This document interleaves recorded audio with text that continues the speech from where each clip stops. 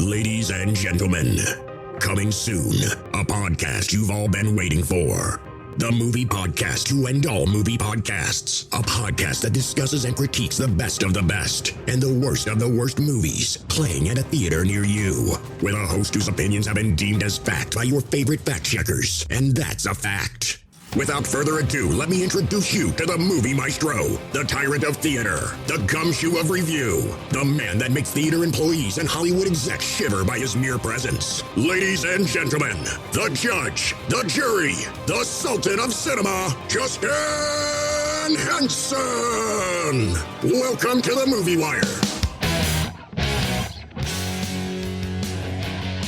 And welcome to this week's edition of The Movie Wire. I'm your host, Justin Henson, and welcome to the show. This week, we got a big show with 3 brand new reviews, with 2 new in theaters and 1 now available to stream. This week on the show, expose corruption, protect the Hive, and the Beekeeper, the unspoken system that has shaped America and chronicles how lives today are defined by hierarchy of human divisions. In Origin, that opens this Friday. And finally, Love Lost is Love Found in Dan Levy's directorial debut in Netflix's original Good Grief. We've got a lot to cover this week, so let's jump right in. Ready for my verdict? Let's get into it. Out of the windows, a roar and a bursting of flame. The Movie Wire podcast. You need people like me. The Wire. And here we go. Jason Statham's brutal campaign for vengeance takes on national stakes after he's revealed to be a former operative of a powerful organization known as the Beekeepers in The Beekeeper. You're a blessing, Mr. Clay. This place was crabgrass and weeds, and you brought it back to life. Mrs. Parker and I were friends. She was like family. She was the only person who ever took care of me. I just got a message saying that there's a problem with my computer. Yes, ma'am, we got this. Yesterday, she shot herself. This is private property. Do you know what they do here? Scamming the weakest in our society. Buddy, I'm counting to 3. 1, 2, 3. There, I did it for you. I'm gonna burn this place to the ground. Will you stomp his ass out? You're telling me one man did this. The only thing you know is he's a beekeeper. A beekeeper? Well, that's not good. Beekeepers is a special program outside the chain of command. I protect the Hive. When the system is out of balance, I correct it. We have laws for these things. Until they fail, then you have me.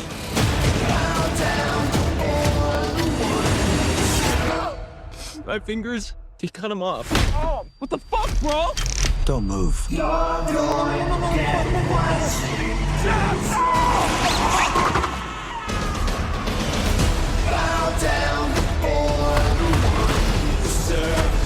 This is much bigger than a little phishing scam.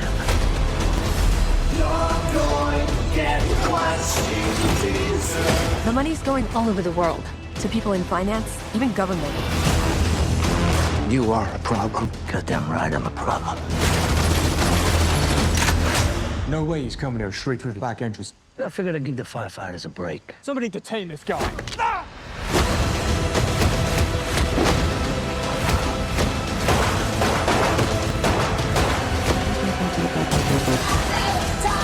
We have to kill him before he kills his way to the top.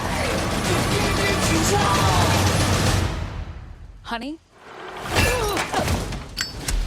It's flammable as fuck. Oh no.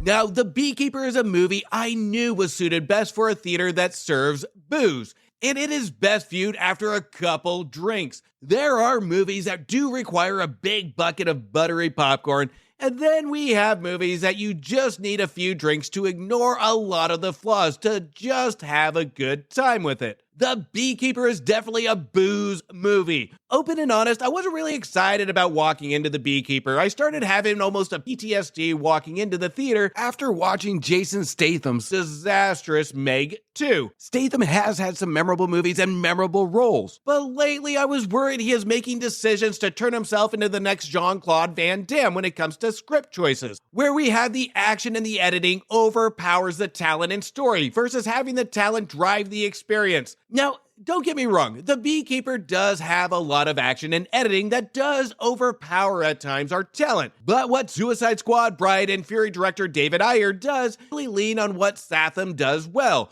which is really focused on being a presence to set up the next scenes of broken arms, cut off fingers, and explosions. He ensures that if he is really going to have the action speak for itself, then Statham's is going to be the one to really set the scene. And this is where the movie really does shine, with a perfect balance of character and action. We don't get that brief seconds of silence and high noon stares, then we break into a techno music action sequence. The setup, builds, and Ayer's direction isn't overly hyperactive. It's actually a properly well done balance. We have time to appreciate what we are seeing on screen, along with a great use of lighting and set design that really brought me into these action scenes. Now, were the action scenes eye-popping and memorable? Absolutely not, no. But the setup to the action scenes were memorable, and that is exactly what a great action film does. The build is just as important as the action. And this doesn't mean that The Beekeeper is a masterpiece, absolutely not. But Ayer does know his audience, and he knows who's going to watch this movie. And he caters to the audience without just giving us the same hard editing action scenes that filmmakers use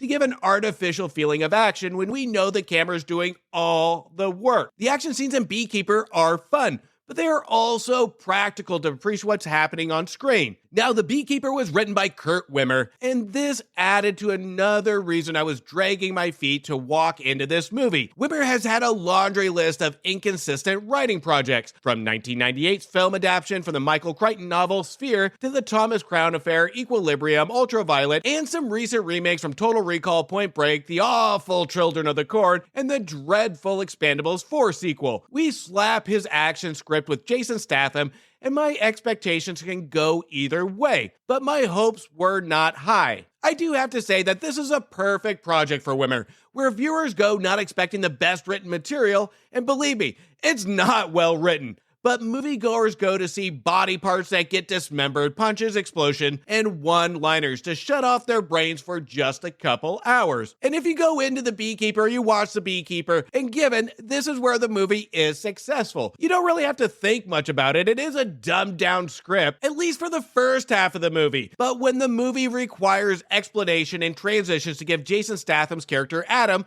such as why do we have beekeepers? Why do they call them beekeepers? How do they become beekeepers? And what is their sole purpose and how do we utilize them? All of the questions and the ands just keep piling up. Wimmer's writing, when required to give any explanation, it's flat, it's uninteresting. Wimmer just tells the audience basic explanations that really doesn't say much, rather than it's almost like listening to a 5-year-old talk about what their daddy does at his job. As Wimmer tries to explain our beekeeper's job and add in conspiracy elements, it comes across way too simplistic. As the written material gets more and more simplistic and unbelievable, so do the situations that our Adam character, our beekeeper, finds himself in. To the point where we get to the climax, and then we find our beekeeper in the creme de la creme of oh come on scenes, where everything seems just too easy and convenient for our beekeeper. And this is also where director David Ayer starts to lose his mojo with some exceptional things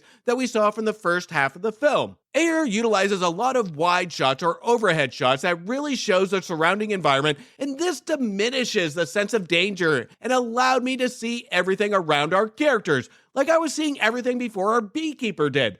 By the time the credits rolled, to an extent, I felt cheated. The resolution, if you want to call it that, feels quick and thrown in. This is the part of a movie where I like to call it, we ran out of money, so let's just end the movie like this. For a movie about revenge and justice, the filmmakers know exactly how to con viewers out of a good time with a cheap ending. The movie plays out just like our computer scammers from the beginning. They get your attention, build your trust, and by the time they are done, you see your money disappear. The Beekeeper could have been a great time, but the second half of the movie gets sidetracked to try and make something out of a simplistic storyline, and they have no idea where to take it. So it just feels cheap, rushed, and unfulfilling. If you're going to have a revenge movie, then we have to feel justice for our characters at the end or have a compelling symbolic message. And since there's no way I'm ever going to get a symbolic message out of a Jason Statham action movie, I at least want to feel satisfied with the justice the movie preaches. But sadly, this fails even at this. The Beekeeper, for what it is, was an entertaining film that did keep my attention, but by the time we get to the final act, it didn't get the positive attention for me that I had in the first half of the movie. First half had an entertaining balance from build to action, but the second half takes away these elements, and it ends up feeling like Jason Statham being caught on camera on TikTok arguing with a grocery store manager. I'm giving The Beekeeper 2.5 stars.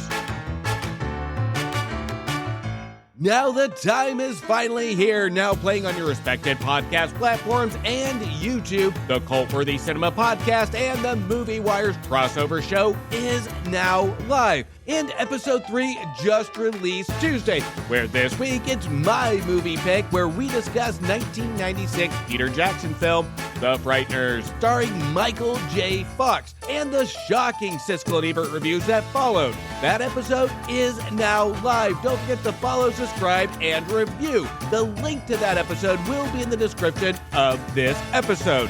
Let's take a listen to Back to the Balcony now. Gene Siskel and Roger Ebert, two titans of cinematic review. Sometimes right, sometimes wrong, but always captivating. Your hosts Antonio of the Cult-Worthy Cinema Podcast and Justin Henson of the Movie Wire are here to take you back to the balcony. Check out this week's episode where Justin and I talk about The Frighteners by Peter Jackson. Don't forget to like, review, and subscribe to our shows on YouTube and your favorite pod platform. It's Back to the Balcony.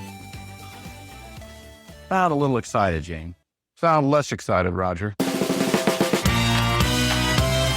When his husband unexpectedly dies, Mark, played by Dan Levy's world shatters, sending him and his two best friends on a soul-searching trip to Paris that reveals some hard truths that they each need to face in the Netflix original and Dan Levy's writing and directorial debut in Good Grief.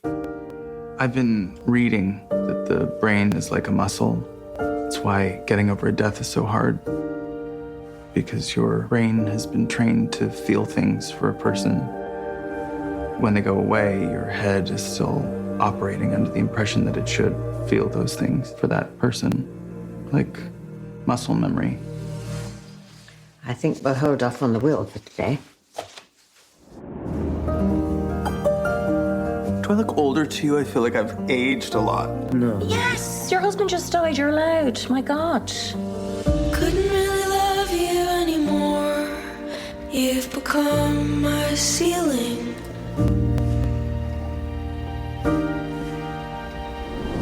I wanted to thank you both for this year. I would like to take us to Paris for the weekend. We all deserve some joy.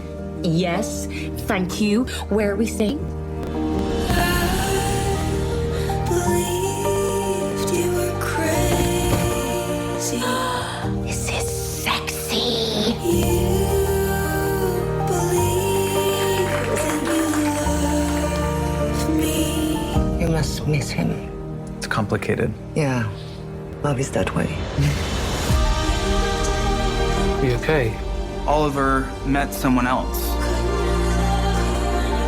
I'm sorry you're having to deal with that, but I'm allowed to feel things too. My husband officially died a year ago today. You're such a meticulous person. He left behind one hell of a mess. Do you want to tell him where you ended up last night? People feel things that are inconvenient. That's okay.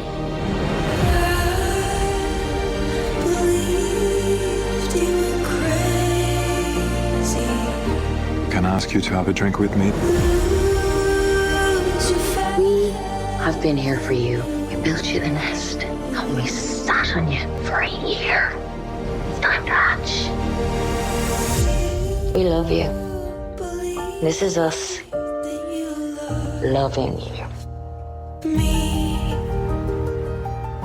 Dan Levy from Schitt's Creek wrote, directed, and stars in this story about the pain of loss, self-discovery, and friendship in his first big feature-length picture premiering only on Netflix. Now, there is no doubt in my mind that Dan Levy we will be seeing more and more in the coming years with his memorable portrayal of David Rose from Schitt's Creek. But the big question would be, for the first time, was it a good idea to have Dan Levy write, direct, and star in his first full-length movie? The answer is no. When it comes to writing, Levy's writing isn't bad, but I don't know if it's good either. It just kind of stays flat and lingers around the same topics of loss and self-discovery with an overlaying feeling of misery for the entire runtime. There are moments that shine in conversation amongst the characters, but it almost feels like a 2-hour therapy session as we listen to Levy's character Mark go around in circles with the same feelings, but with no contrast to his feelings, no change in emotion. It just feels like a person sitting on a therapist couch telling us what he's going through, but not informing us clearly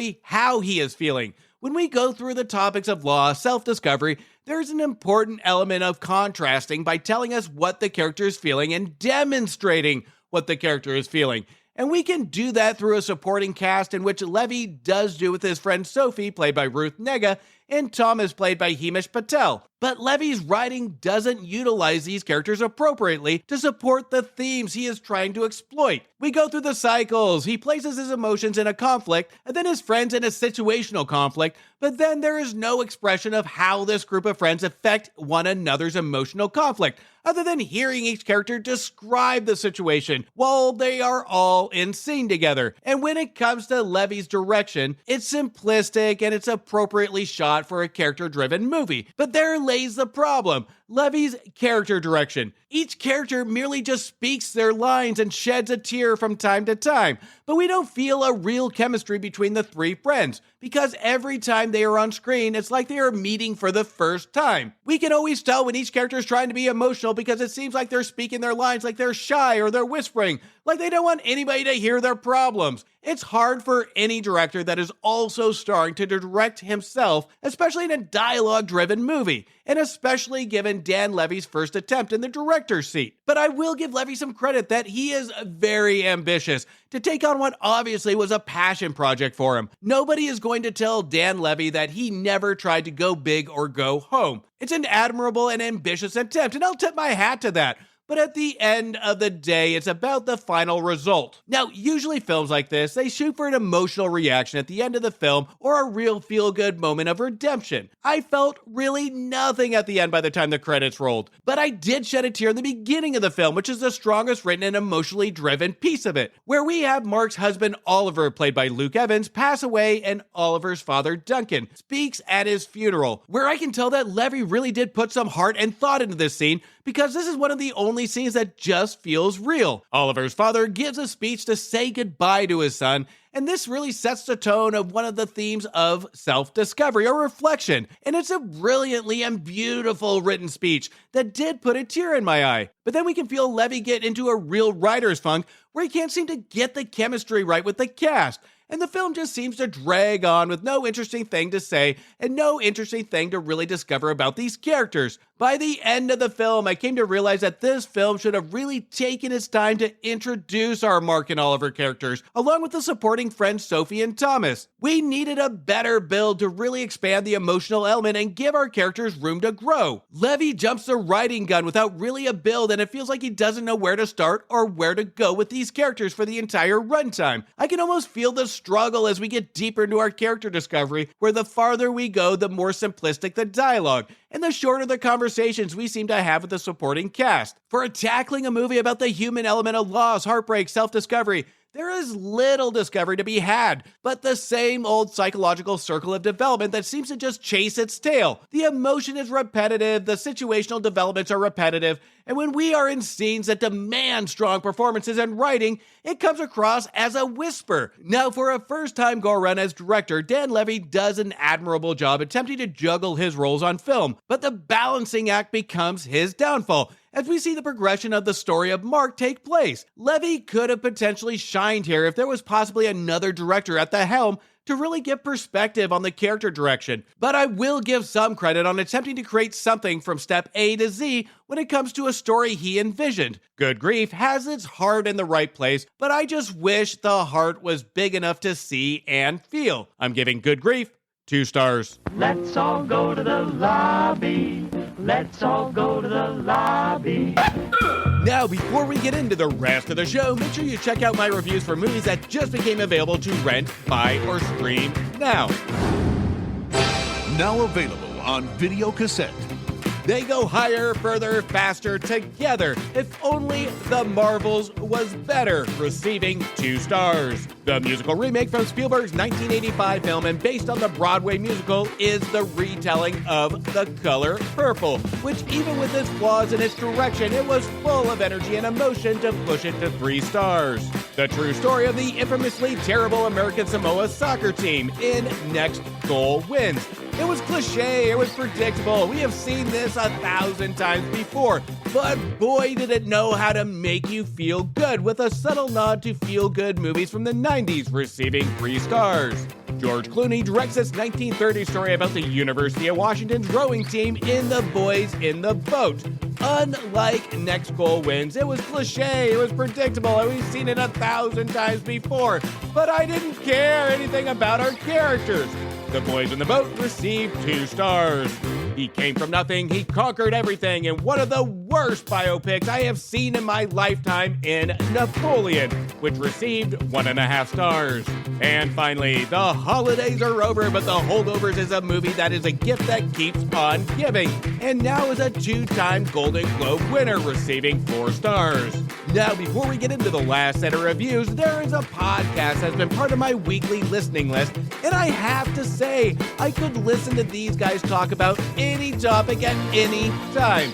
It is one of the most entertaining, energetic, and interesting podcasts that you can listen to right now. And that's with my friends over at Decaying with the Boys. Make sure to listen and subscribe to their amazing show. The link to their show will be in the description of this episode. But let's take a minute and hear from the boys now. Welcome back to Judge Jordan. You know who it is. Whoa, Matt. This isn't an episode. This is our promo. Well, what's a promo?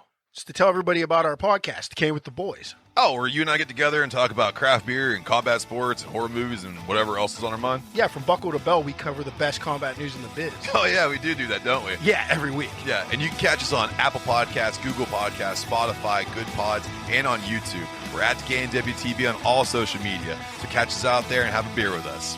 Cheers. The unspoken system that has shaped America and chronicles how lives today are defined by a hierarchy of human divisions. Based on the book Caste, written by Pulitzer Prize-winning journalist Isabel Wilkerson, is the early review of Origin. Mom made me promise I'd come by today. It's my birthday. Wait, today is your birthday? Yeah. Happy birthday. It's Brett. I'm Isabel. Yeah, I know.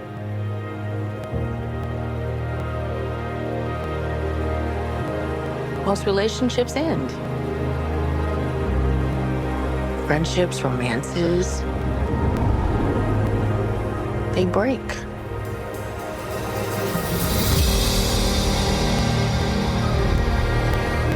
You okay? If you look closely, you'll find something tragic was happening. Are you interested in writing something for us? I don't do assignments anymore. Yeah, well, you're a better writer than most people do anything. Have you heard the tapes? No. Of what? Sanford Police Department, this is Sean. Hey, we've had some break-ins in my neighborhood, and there's a real suspicious guy. Looks like he's up to no good or something. I want to be in the story. Really inside the story. And build a thesis that shows how all of this is linked. I gotta be honest with you, I don't understand. I don't see it. You go and write your stories. Folks need to know about this. You're trying to make sense of racism, but your thesis is flawed. It was all lies. They knew we weren't inferior. You don't escape trauma by ignoring it. You escape trauma by confronting it. I don't write questions. I write answers. Origin at times will make you angry, at times it'll make you hopeful, at times it will baffle the mind, but most importantly, it will make you think and it will make you reflect. I think Origin's biggest forte is the mere fact it executes what it seeks out to do, which is make you reflect on the world from the past, present, and leaves the next chapter open to what happens next. Origin does this extremely well, so well to the point it does lose itself in its own thoughts, and tries to educate the viewer so much that it forgets that it started as a movie with a story. Origin transitions from a heart-wrenching story of tragedy that leads to motivation for Pulitzer Prize-winning author Isabel Wilkerson, played by Anjanou Ellis-Taylor, to create a book on the thesis of tying the past and even current events, more specifically, a society-wide system of social stratification characterized by notions such as hierarchy, inclusion, exclusion, and purity. Or, simplified, Wilkerson tries to shed light on the country's racism and exposes the underlying truth that from the beginning America has created a caste society. Whites on top, those of African descent on the bottom. Wilkerson researches Nazi transcripts from the past. She interviews different civilians, researches others' research from the past when it comes to the Holocaust to compare from past events that ties into the rise of racism. And she also attempts to tie in comparisons from cultures that show hierarchy prejudice from current cultures, such as India, who have people called the Dalit, which is considered the lowest class in India, and asks the question, if they have the same color skin, then why would that be racist? Why are they treated like second-rate citizens with not as many rights as those in a higher class? Now, Ava DuVernay's screenplay adaptation does raise a lot of thought-provoking questions, and when it comes to proving her thesis, this is where we go into a slippery balance between story and should-be documentary or miniseries, in which this adaptation was originally planned for. This is where Ava DuVernay's direction shows some flaws, because we almost get two different types of movies here in Origin. We get the first 30% as an introduction to our author that faces tragedy, along with her home life and what she experiences in that home life. Then we get into the middle acts, where we see her mostly doing research, asking questions, relaying her findings to characters that seem like they're just placed in, as a checkpoint, so to speak, so Isabel Wilkerson can download her findings to characters that we will only see once to ensure that the viewer is following along with the information dump. Then she's off to discover more information, but there is little story in between, but rather just information dumps with random characters that, again, we don't really see again. This is where I was getting the feeling that this would have been better suited as a documentary or miniseries. In the middle acts, I felt like there was so much information to try and fit in that it just became bloated and gave up on telling an actual story to support the information that we are being given. Now, Origin isn't just a film about why we have racism, the history of racism, or points fingers at who is racist, or just gives a message saying, hey, all America is racist. That's not the point of this movie, nor should it be the takeaway. What I really liked about DuVernay's writing, especially when she is really focused, especially on the storytelling and the human element, rather than just throwing facts at the viewer, she knows how to get the emotion across. DuVernay does this extremely well. She gives examples of hearing different opinions, initiating conversation, and showing the power of asking and listening. And this is one of the big problems that we have in current times that is more prominent in our day and age. With tense vocal political views, race, scandal, cancel culture, it seems harder and harder to have a conversation about a passionate topic and just have a conversation that goes back and forth. DuVernay has a great scene that really is impactful. The scene involves our writer Isabel with a flooded basement, and Dave the plumber, played by Nick Offerman, comes to inspect the situation.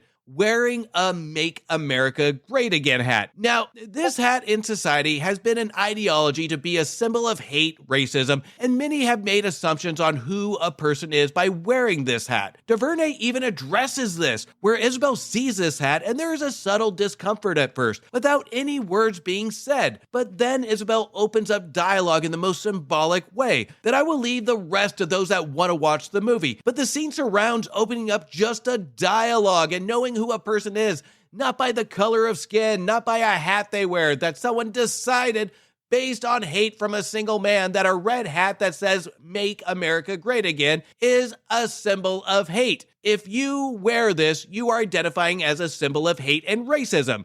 DuVernay has numerous examples of the different kinds of judgment society places, not just on the color of skin, but what a society hierarchy decides. When DuVernay is approaching the subjects and topics like this is where she's at her absolute best, and it translates well to the viewer. It's easy to take in the viewpoints rather than trying to fit in all these facts, all these points, into a documentary style, second and third acts. Now, our Isabel, played by Anjanou Ellis-Taylor, gives a tremendous performance and demonstrates strength, power, and humility. But I have to say, the performance that really stayed with me was Reno 911's Niecy Nash, who plays Marion, who is the most consistent character and repeat character in the film, to have Isabel share her interpersonal thoughts about her research. This will be Niecy Nash's performance of her career. It's memorable and mesmerizing, and it's hard to not forget it once you leave the theater. Now, Origin, there is no doubt that this is not only a thought-provoking film, but an important one. What really holds Origin back is the unbalanced middle, where we just kind of push an actual story aside and we just follow Isabel on a journey for information, but it's a journey we don't learn much about her character or characters that are providing the information to really show an emotional investment of why this research for Isabel's thesis is important to her. Origin has a message to tell, and it's an important one, but it's so unbalanced when it comes to storytelling that it borders frustrating, that the characters just kind of come and go to the point I forgot for a moment. What was the original motivation for her doing the research that she originally said no to? But to its credit, there is enough here to start a great back and forth talking and listening dialogue. And that's the type of movie we need. I just wish it had its thoughts of storytelling more organized. I'm giving Origin 2.5 stars.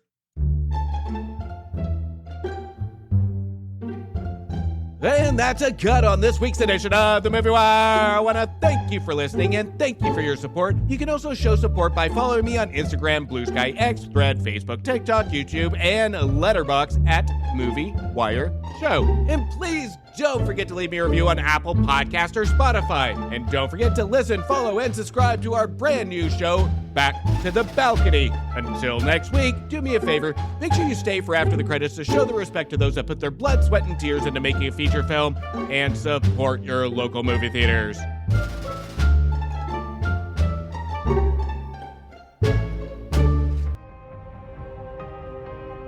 A verdict has been made on this episode of The Movie Wire by your host, Justin Henson. He thanks you for listening to the show. You can follow Justin on Instagram and Twitter at Movie Wire Show, or visit his website, www.themoviewire.com. Oh, and don't forget to leave a review on Apple Podcasts and Spotify. I'm sure he'd love to hear from you. Until next time, we will see you at the movies. Thank you for bringing me to the movies.